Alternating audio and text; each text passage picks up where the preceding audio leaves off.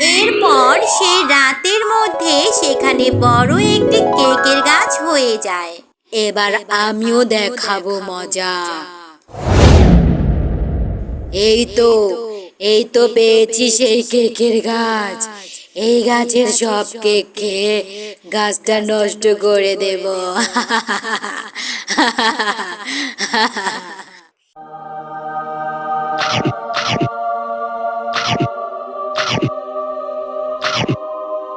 আরে আরে, এটা আমার সাথে কি হচ্ছে?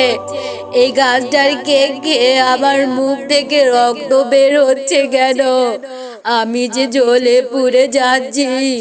বাঁচাও, বাঁচাও। যাক বাবা, অনেক কান্নাকাটি করে মায়ের কাছ থেকে টাকা নিয়েছি কেক কেনার জন্য। আজকে আমি মজা করে কেক খাবো। আমার যে আর তর সইছে না। যাই বাবা, তাড়াতাড়ি বাসায় যাই। আরে আরে, এটা আমার সাথে কি হলো? আমার কেকটা হাত থেকে পড়ে গেল। এখন আমি কি খাবো? মাকে বললে তো আমাকে মেরেই ফেলবে। সব হয়েছে এই গাছের শেকড়টার জন্য। এখন আমি কি খাবো?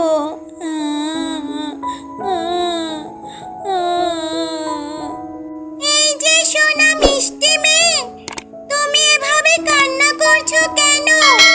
তোমার একটা কেক পড়ে গিয়েছে, তাতে কি হয়েছে?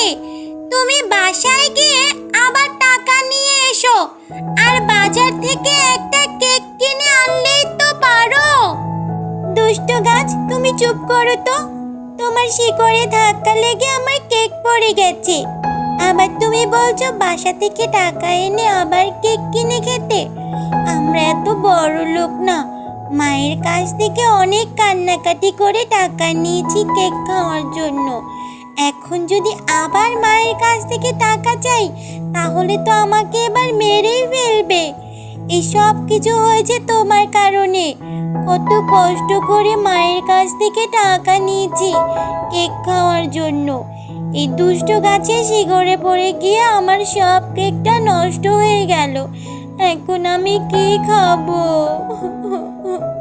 সত্যি আমার শিকড়ের কারণেই মেয়েটার কেক পড়ে গেছে।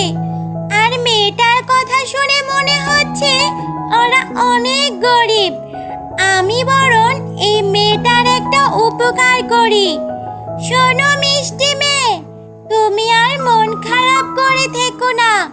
আমার জন্যই তোমার কেকটা পড়ে গিয়েছে, তাই আমি তোমার সাহায্য করতে চাই। এই নাও, আমি তোমাকে একটা চারা গাছ দিলাম। এই গাছ তুমি তোমার বাড়ির উঠোনে লাগিয়ে দিবে। এরপর দেখবে তোমার মনে সব আশা পূরণ হয়ে গেছে। আচ্ছা আচ্ছা, ঠিক আছে। তুমি যেহেতু বলছো, তবে তাই হবে। আমি তোমার এই চারা গাছটা নিয়ে গেলাম।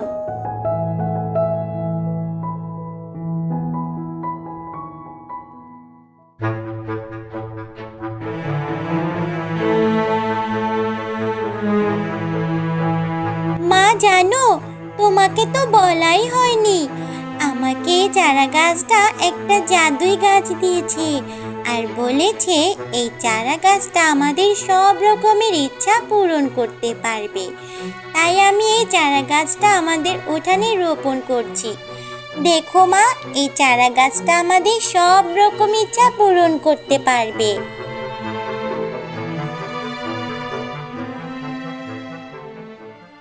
এরপর সেই রাতের মধ্যে সেখানে বড় একটি কেকের গাছ হয়ে যায়।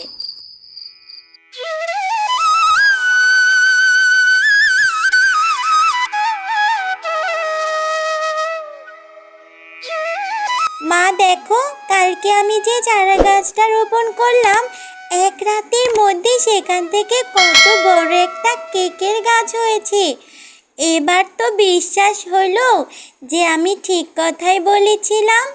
তুমি বুঝতে পারোনি। কি মজা, কি মজা! এখন থেকে আমি মজা করে কেক খেতে পারবো। আরে আরে তুলি, এটা আমি কি দেখছি? সত্যি সত্যি তো চারা গাছটা অনেক বড় হয়ে গেছে। কিন্তু তুলি, এক রাতের মধ্যে এই ছোট্ট চারা গাছটা কি করে এত বড় হতে পারে? তার মানে এটা একটা জাদুই কেকের গাছ।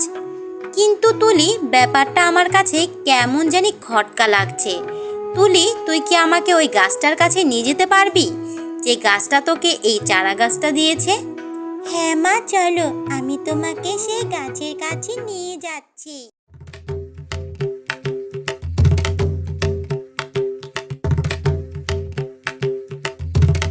এই যে গাছ, তুমি আমার মেয়েকে সেদিন কোন চারা গাছ দিয়েছিলে, আর কেন দিয়েছিলে? ওই ছোট্ট চারা গাছটি এক রাতের মধ্যে এত বড় হলো কিভাবে? আর গাছে এতগুলো কেকই বা ধরলো কিভাবে? তোমার মতলবটা কি বলো তো? আর ওই গাছের কেক খেলে আমাদের কোনো ক্ষতি হবে না তো? ছি ছি, তুমি এটা কি বলছো শিয়ালিনী? আমি তোমার মেয়েকে দয়া করে এই চারা গাছটি দিয়েছিলাম। তুমি যেটা ভাবছো সেটা মোটেও ঠিক না। আর ওই গাছের কেক খেলে তোমাদের কোনো ক্ষতি হবে না। আর তোমার মেয়ে আমাকে বলেছে তোমরা নাকি অনেক গরিব, তাই তোমাদের সাহায্য করার জন্য আমি ওই চারা গাছটি দিয়েছিলাম। কি বলছো গাছ? তুমি আমাদের সাহায্য করার জন্য ওই চারা গাছটা দিয়েছিলে? ছি ছি, আমি আরও কত কিছুই না ভেবেছিলাম। তোমাকে অনেক অনেক ধন্যবাদ গাছ, আমাদের সাহায্য করার জন্য। তাহলে এই ব্যাপার। এই গাছ তাহলে শিয়ালিনীর মেয়েকে চারা গাছ দিয়ে সাহায্য করেছে। আমি ওই গাছের একটা ফুল ছিঁড়েছিলাম বলে ওই গাছ আমাকে পেতনি বানিয়ে দিয়েছিল। এবার আমিও দেখাবো মজা।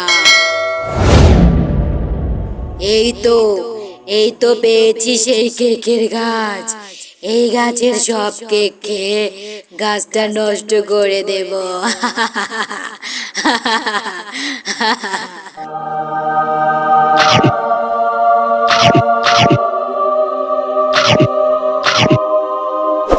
আরে আরে, এটা আমার সাথে কি হচ্ছে? এই গাছটার কেক খেয়ে আমার মুখ থেকে রক্ত বের হচ্ছে কেন? আমি যে জ্বলে পুড়ে যাচ্ছি। বাঁচাও, বাঁচাও, কেউ আমাকে বাঁচাও। আমি আর কখনো কারো ক্ষতি করব না। দুষ্ট শাকচুন্নি, আমি জানতাম তুই আমার গাছের কেক